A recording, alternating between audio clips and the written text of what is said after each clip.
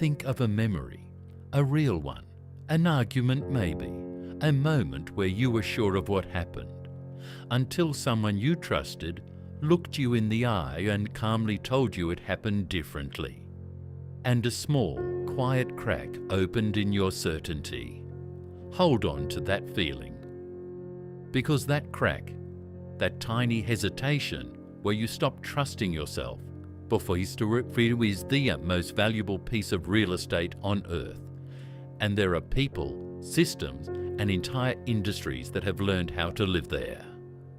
This is a documentary about manipulation, not the cartoon version, not the obvious villain twirling a mustache, the real thing. The invisible hand that can reach into a perfectly intelligent, perfectly rational mind and quietly rearrange the furniture so that you end up choosing exactly what someone else wanted and calling it your own idea. By the end of this video, you'll understand the exact mechanics of how it's done, the psychology, the neuroscience, the famous experiments that proved how far ordinary people will go. And here's my promise to you. Once you can see the invisible hand, you can never unsee it. Right now, behind a few thousand of those windows, someone is being manipulated, and almost none of them know it. That's not a flaw in them. It's the entire point of the thing. We tell ourselves a comforting story. That manipulation happens to other people, gullible people, naive people, not us. We're too smart, too skeptical, too experienced to be fooled. And that belief is the first place the hand reaches in. But else here's the uncomfortable truth the research keeps confirming. Intelligence does not protect you. In some ways, it makes you easier to manipulate because a smart mind is a better lawyer. It can construct a more convincing case for why the red flags are fine, why this time is different, why you're overreacting. Let me tell you how it actually feels from the inside, because it never feels like a movie. It feels like a frog in slowly warming water. It starts warm, wonderful even. Someone sees you, really sees you. They text first. They remember the small things. They make you feel like the most fascinating person in the room. Psychologists have a name for this opening morphe. We'll come back to it, because the name will surprise you. Then the temperature shifts, a criticism wrapped in a joke, a plan cancelled at the last second, a coldness you can't explain that vanishes the moment you stop reaching for them. You start managing, walking on eggshells, editing yourself. And the strangest part? You start to feel like you're the problem. This is the problem with manipulation. By the time it hurts enough to question, you've already been quietly convinced that questioning it is unfair or crazy or your fault. The cage is built from the inside, and you hand it over the tools yourself, one reasonable sounding request at a time. And it is not rare. It runs through romantic relationships and families, through workplaces and sales floors, through politics, advertising, and the algorithms competing for your attention as you watch this. Manipulation isn't an event that happens to a few unlucky people. It's an invisible weather system we all live inside. So the real question isn't who gets manipulated. The real question is, why does the human mind have a door like this at all? Why are we built so that a stranger in the right outfit can make us do almost anything? To answer that, we have to go inside the machine, and I have to introduce you to the two people living inside your head right now. In 2011, the Nobel-winning psychologist Daniel Kahneman gave us the clearest map of the human mind we have. He said, you don't have one mind, you have two. System 1 is fast, automatic, emotional. It's running right now, reading faces, sensing danger, making split-second judgments without any effort at all. It's the part of you that flinches, that likes or distrusts someone in half a second, that feels before it thinks. System 2 is slow, logical, skeptical. It's the part that does the math, weighs the evidence, catches the lie. But System 2 is lazy, and expensive. It burns energy. It gets tired. So most of the day it stays asleep and lets System 1 drive. Now here is the master key to this entire video. Write it on your soul. Manipulation is the art of keeping you in System 1. Every single tactic you're about to see does one job. It stops System 2 from waking up. It floods you with emotion. It rushes you. It frightens you. It flatters you. It exhausts you. It buries you in so much information you can't think. Because the moment your slow, skeptical mind switches on, the spell breaks. So the whole game is to never let it switch on. So how do they keep you asleep? In the 1980s, psychologist Robert Cialdini spent years undercover, training as a used car salesman, a fundraiser, a recruiter, to catalogue the levers. He found that almost all human influence runs on 7 of them. Reciprocity. Give someone anything, even something unwanted, and they feel a debt. A free sample, a favour, a confession. The debt makes you say yes. Commitment and consistency. Get someone to take one small step, and they'll fight to stay consistent with it. Agree you're a loyal person and watch how hard it becomes to walk away. Social proof. When we're unsure, we copy the crowd. Everyone's doing it. Turns off the part of you that asks, should they? Authority.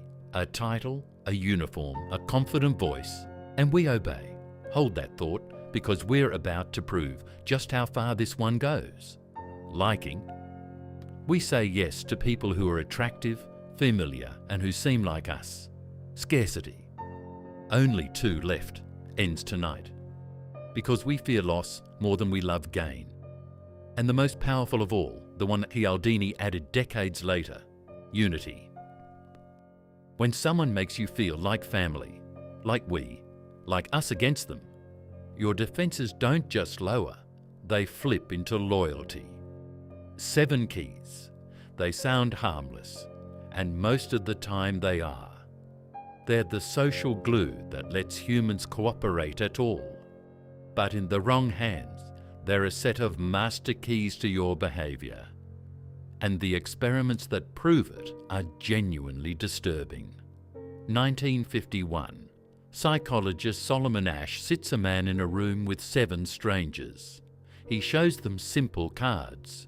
Which line is longest? The answer is obvious. A child could do it.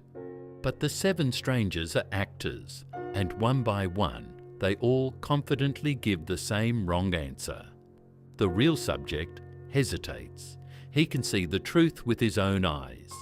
And yet, about 3 out of 4 people, at least once, abandoned the evidence of their own vision and agreed with the group. They saw the truth and said the lie just to belong. But if Asch showed how far we'll bend to fit in, a young psychologist named Stanley Milgram was about to show something far darker. How far we'll go to obey. Milgram told ordinary volunteers they were helping with a memory study.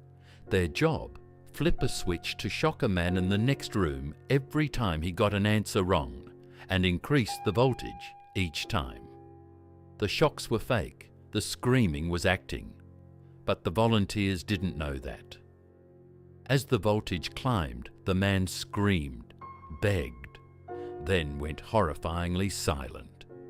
The volunteers sweated, shook, begged to stop, and every time they hesitated, the man in the lab coat simply said, "The experiment requires that you continue."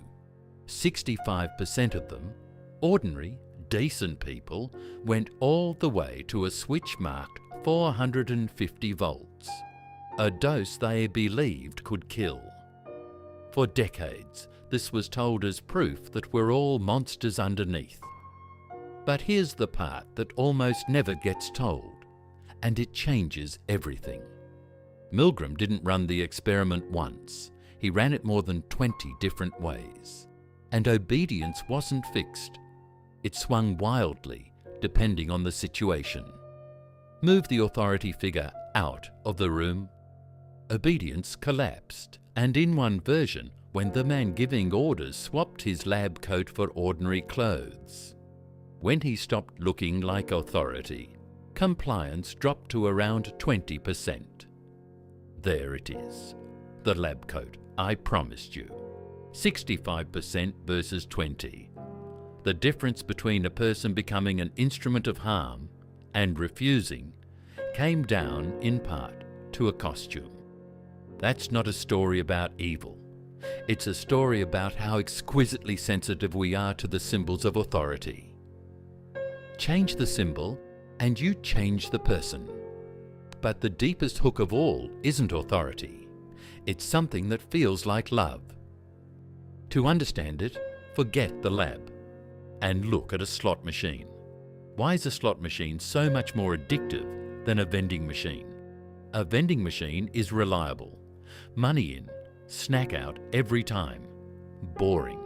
A slot machine is unpredictable. Most pulls give you nothing. But every so often, you never know when, it pays. And that uncertainty doesn't weaken the pull. It makes it almost impossible to walk away. Behavioral scientists have known this for decades. The most powerful way to hook a brain is not consistent reward. It's unpredictable reward. Your brain's dopamine doesn't spike when you get the prize. It spikes hardest in the anticipation, the maybe, the almost, the next pull. Now take that exact mechanism and put it inside a person. Someone who is warm and adoring, and then suddenly cold and distant. And then, just when you're about to give up, warm again. You are no longer in a relationship. You are at a slot machine that occasionally tells you it loves you. And you will keep pulling that lever until your hands bleed. That has a name. And it's where this story stops being about clever salesmen and starts being about the people who can quietly take your reality apart. In 1938, a playwright named Patrick Hamilton wrote a story about a husband with a quiet, monstrous plan. Every night, he secretly dims the gas lights in their home. And every night, when his wife notices the room growing darker, he looks at her with calm concern and tells her, "Nothing has changed. The lights are fine.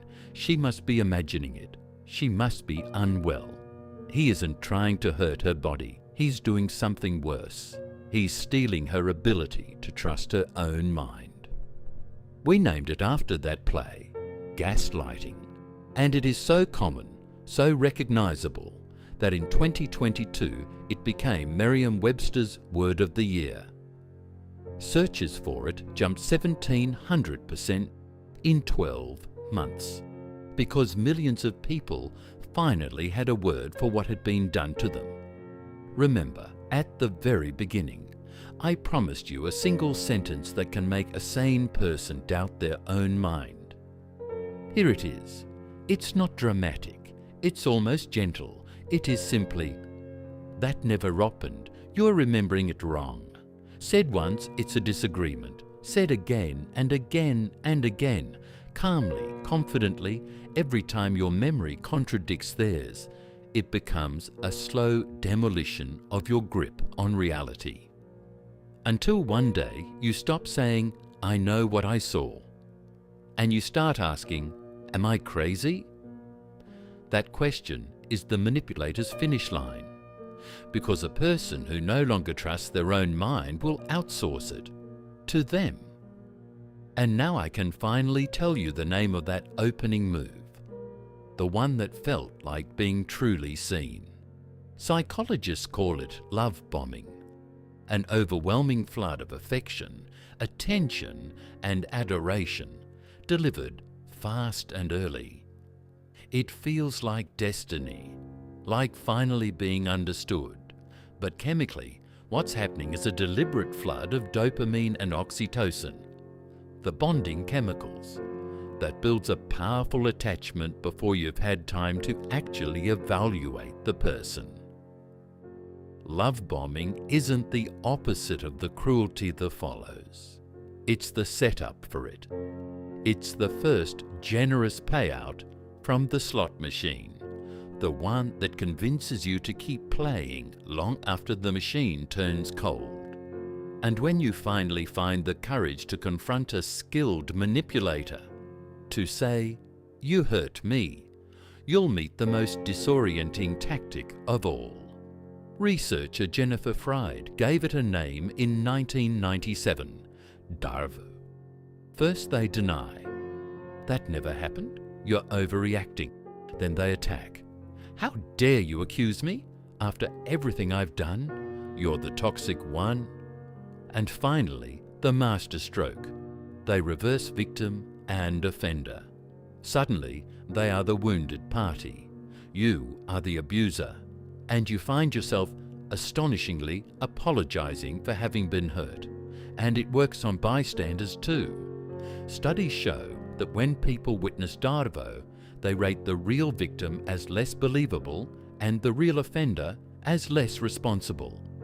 It doesn't just twist you, it turns the whole room against you. Then comes the quietest weapon, isolation. Not with locks, with concern. "I just don't trust your friends. Your family doesn't understand us. Why do you need anyone else when you have me?" One by one, the outside voices that might say, "This isn't normal," get switched off. And the manipulator becomes the only mirror you have left. Whatever they reflect back, that becomes your reality. So who does this? We picture a monster, but the research says something far more unsettling. Psychologists describe a cluster of traits they call the Dark Triad: narcissism, the grandiose need to be admired; Machiavellianism, the cold willingness to use people as tools; and psychopathy, a shallow emotional life with little empathy or remorse. Add a fourth, everyday sadism, taking pleasure in others' pain, and you get the Dark Triad. But here's the reality check. The clinical extreme is rare. Researcher Robert Hare estimates only about 1% of people are true psychopaths. The catch? In the upper ranks of the corporate world, that number jumps to 3 or 4 times higher. These people are rarely the snarling villain. They're charming, confident, often successful, and well-liked. Because the very traits that let someone use people without guilt are the traits we keep mistaking for leadership. And when these techniques scale up beyond one person to groups, you get something even more frightening. A psychiatrist named Robert Lifton studied how totalitarian regimes re-educated prisoners, and he isolated the ingredients of thought reform. Cult expert Stephen Hassan refined them into 4 levers, the BITE model: control someone's behavior, their information, their thoughts, and their emotions, and you don't need bars. The mind becomes the cage. Control what they do, what they know, what they're allowed to think, and what they're allowed to feel. And a free person will defend their own captivity. And it isn't only cults. Nearly a century ago, Edward Bernays, the nephew of Sigmund Freud, took his uncle's theories of the unconscious and aimed them at entire populations. He called it engineering consent. In 1929, hired by the tobacco industry, he staged a parade of glamorous women lighting cigarettes in public and called them torches of freedom, reframing a deadly habit as women's liberation. It worked spectacularly. He didn't sell a product, he sold an identity. And that is the blueprint behind 100 years of advertising and propaganda since. Which brings us to the darkest question of all, the one that haunts everyone who's been through this. If it's this painful, why don't people just leave? We touched the answer in the slot machine. Now feel its full weight when affection and cruelty are delivered unpredictably. Warm, cold, warm again. The brain doesn't just get confused, it gets addicted. Researchers call it a trauma bond. The cocktail of dopamine from the highs, the desperate relief when the coldness finally lifts, the cortisol and adrenaline of constant uncertainty. It fuses into a chemical attachment that is stronger than one built on steady kindness. So when we ask someone, "Why didn't you just leave?" we're asking the wrong question, and we're blaming the wrong person. We might as well ask why someone couldn't stop gambling with their own heart, when the entire game was rigged to keep them playing. They weren't weak, they were conditioned by one of the most powerful mechanisms in all of neuroscience. By now you might be feeling something heavy, a little exposed, maybe recognizing someone, maybe recognizing something that already happened to you. So let me keep the promise I made at the start, because everything changes the moment you learn to see it. And seeing it is the beginning of being free of it. Here is the single most important fact in this entire video. And it's the good news. Manipulation only works in the dark. Every tactic we've talked about depends on you not having a name for it. The spell is made of fog, and the moment you can name what's happening, you've turned on the light. So let me give you the 7 tools that turn the light on and keep it on. 1. Name it. When something feels off, label it out loud, even just to yourself. This is gaslighting. This is DARVO. This is love bombing. Neuroscience backs this up. Naming an experience pulls you out of fast, reactive system 1 and switches your slow, thinking system 2 back on. Vocabulary is armor. That's why simply watching this video has already changed you. 2. Reintroduce time. Manipulation runs on urgency. Act now, decide now, you'll lose it forever. So refuse the clock. The most powerful sentence in self-defense is also the most boring. I'll think about it and get back to you. Pressure is the tell. Anything real can survive you sleeping on it. 3.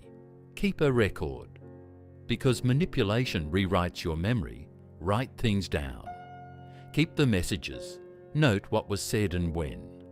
When someone tells you that never happened, you won't have to wonder. You'll know. An external record is a memory they can't reach in to edit. 4. Break the isolation. The manipulator wants to be your only mirror, so go get other mirrors. Tell a friend the thing you're slightly embarrassed to say out loud. The relationships a manipulator tries hardest to cut off are exactly the ones that will set you free. Secrecy is the soil this grows in. Daylight kills it. 5. Set boundaries with consequences. A boundary isn't a request you make of them. It's a decision about what you will do. If you raise your voice, I'll leave the room. And here's the key. A boundary without a consequence is just a complaint. You don't need them to agree. You only need to follow through. 6. Watch behavior, not words. Manipulators are fluent in beautiful words, grand apologies, dazzling promises of a future that always stays just out of reach. Psychologists call that last one future faking. So stop grading the speech, grade the pattern. Over weeks and months, Do the actions match the words? The truth is never in what people say. It's in what they repeatedly do. And 7, the one that holds all the others. Rebuild trust in yourself.